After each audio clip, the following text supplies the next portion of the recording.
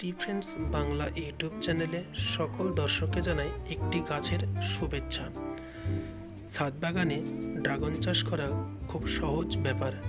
আপনারা যারা ভাবছেন ছাদ বাগানে ড্রাগন চাষ করব, তারা অবশ্যই কয়েকটা জিনিস মাথায় রাখবেন।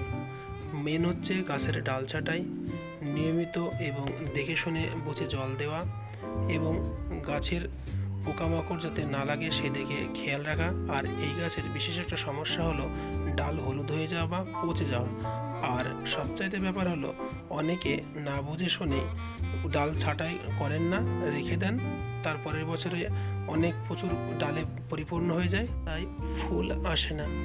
নিয়মিত ডাল ছাঁটাইয়ের পাশাপাশি পর্যাপ্ত পরিমাণে খাবার দেবেন, বিশেষ করে খোল পচা জল ও পেঁয়াজের খোসা পচা জল।